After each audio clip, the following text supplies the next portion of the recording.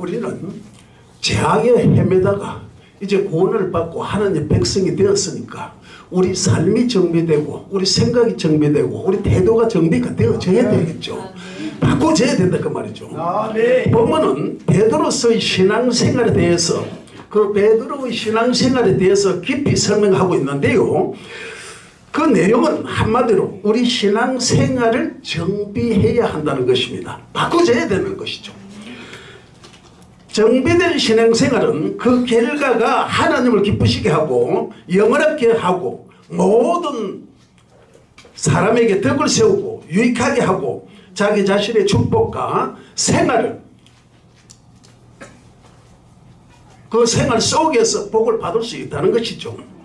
그러나요, 정비되지 못한 신앙생활은 마귀에게 유린당하고 사람들에게 비난받고 자기 자신에게도 별로 유익이 없다고 말씀하고 있습니다.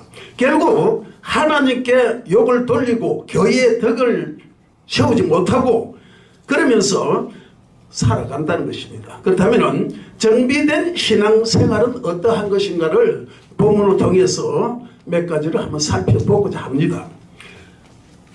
첫째, 신의 성품에 참여하는 것이라고 말씀하고 있는데요.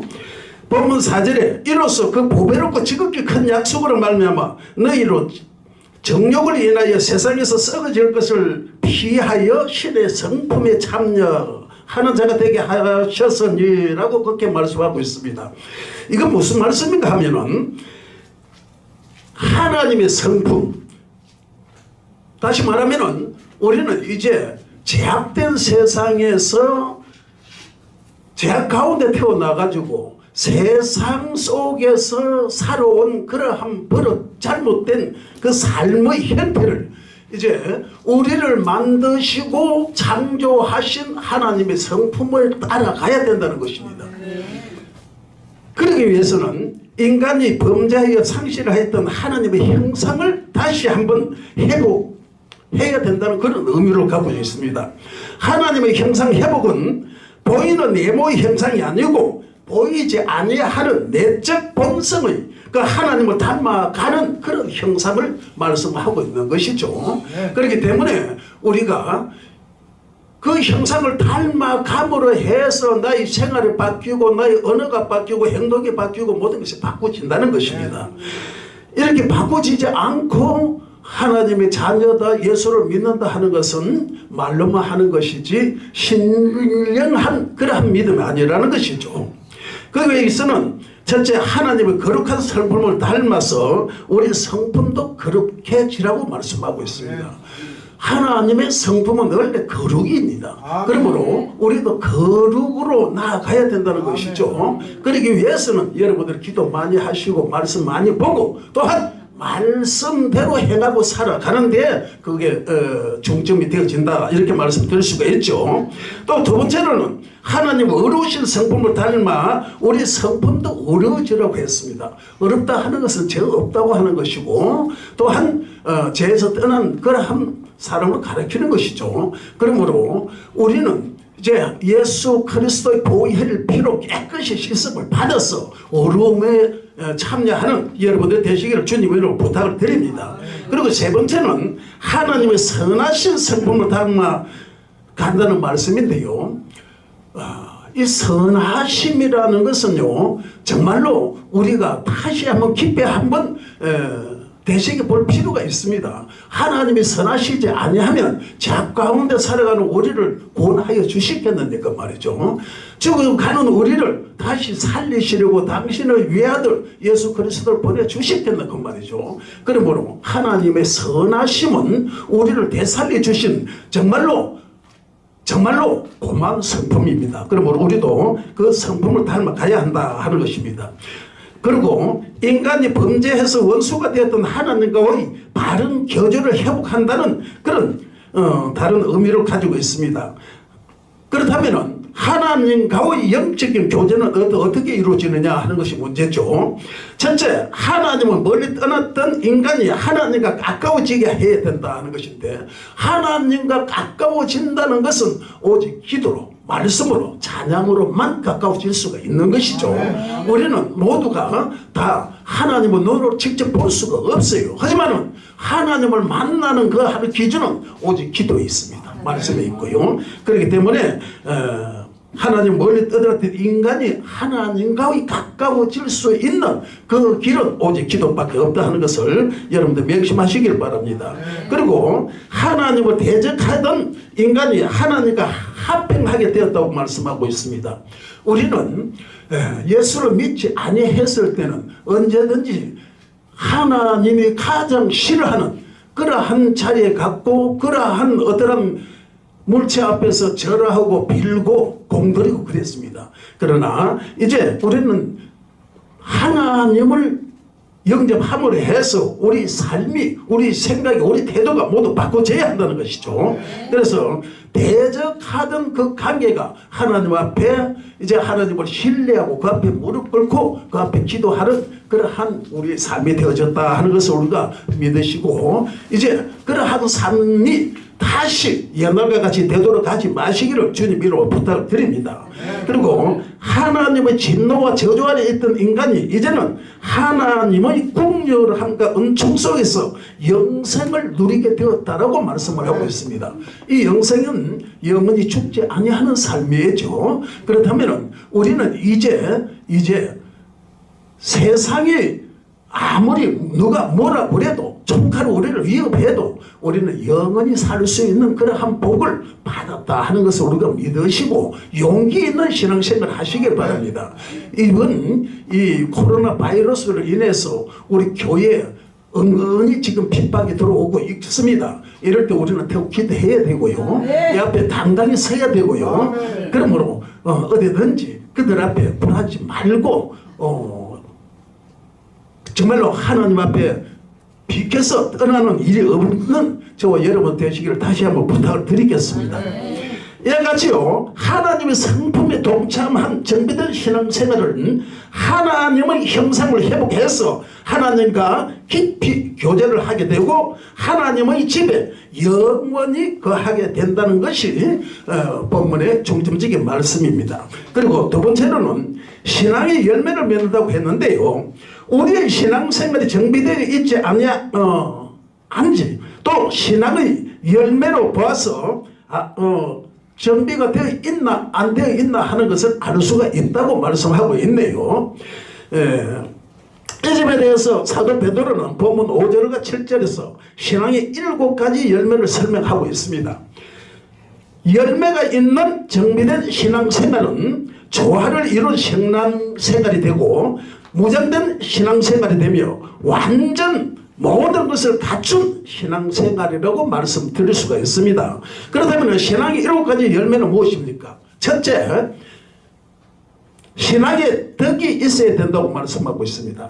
이 덕이라는 낱말은요 신앙생활의 원기를 도와주는 작용이라고 말씀하고 있습니다. 그러므로 우리가 예수를 믿으면서 세상 사람들 앞에서도 덕을 세울 수 있는 그러한 모습이 되어져야 된다 하는 것을 깨달으시길 바랍니다. 그리고 두 번째는 신앙의 지식을 갖추라고 말씀하고 있는데요, 이 지식은 하나님을 바로 아는 성경 지식 또는 영적 지식을 의미하고 있습니다.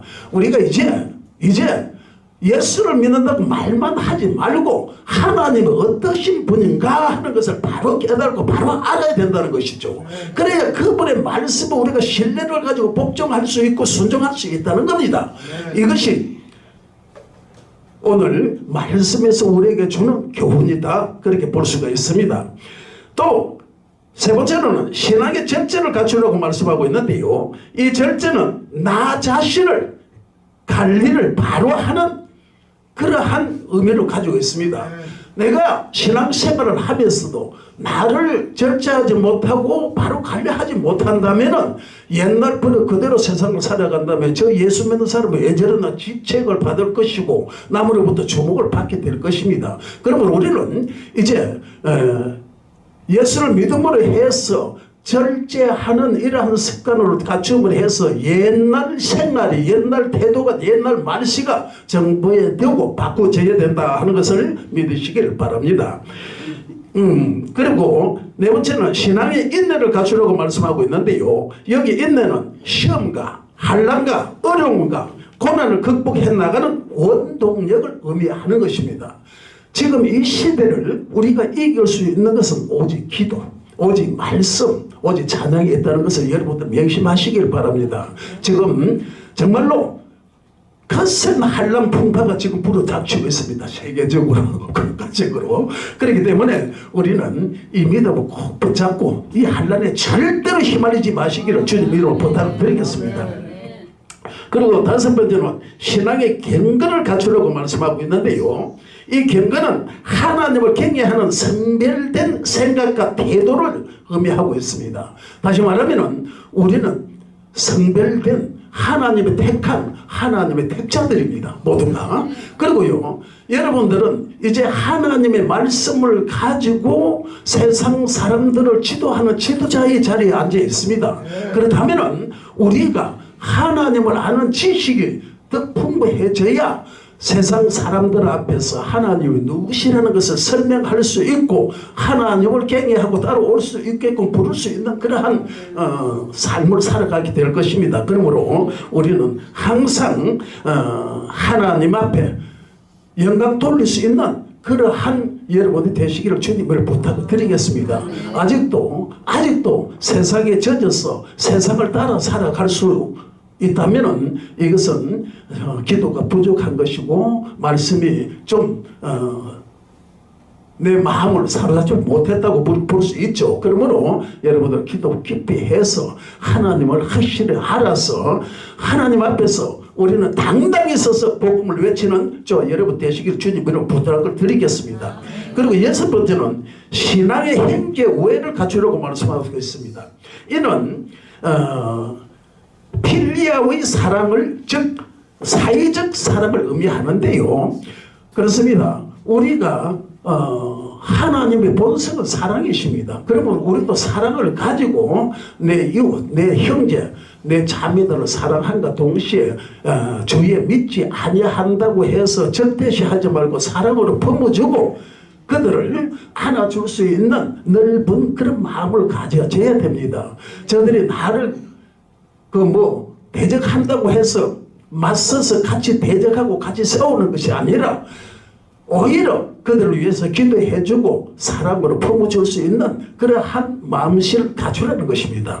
그렇게 될 때에 우리는 진정 형제를 사랑할 수 있는 그러한 형제 우애를 할 수 있는 그런 신앙의 사람이 되어졌으리라 그렇게 믿습니다. 그리고 일곱 번째는 신앙의 사랑을 갖추라고 말을 말씀하고 있죠. 이 사랑은 아가페 사랑입니다. 하나님의 사랑은 거저주는 사랑입니다.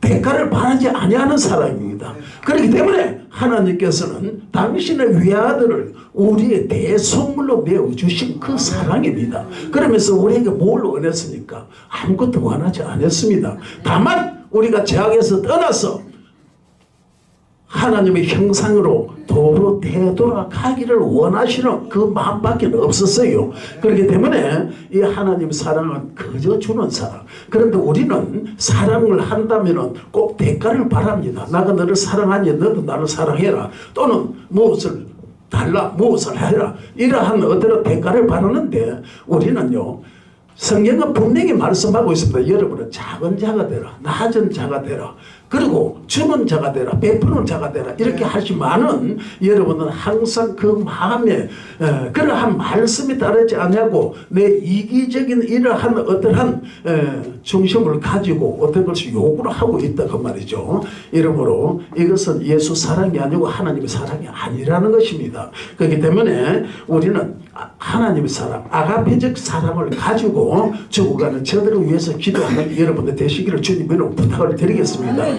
이렇게 될 때에 정말로 우리가 예수의 그 형상을 닮았다는 그런 말을 들을 수가 있을 것입니다. 정말로 하나님을 사랑하고 하나님의 사랑을 받는 하나님의 종들이 앞장서서 그들 앞에 복음 보이지 못한다면은 우리가 어떻게 복음을 전하겠느냐 그 말이죠. 아무리 예수를 믿어 구원을 받는다고 복음을 전하지만은 우리 태도가 바뀌지 않고 우리 행동이 바뀌지 아니하고 우리 욕심이 없어지지 아니하면은 정말로 공연물이 되고 말 것이다 그런 얘기입니다. 그러므로 우리는 진정 이 아가페적인 사랑을 가지고 내 이웃을 사랑하는 그러한 여러분들 되시기를 주님의 이름으로 부탁을 드리겠습니다.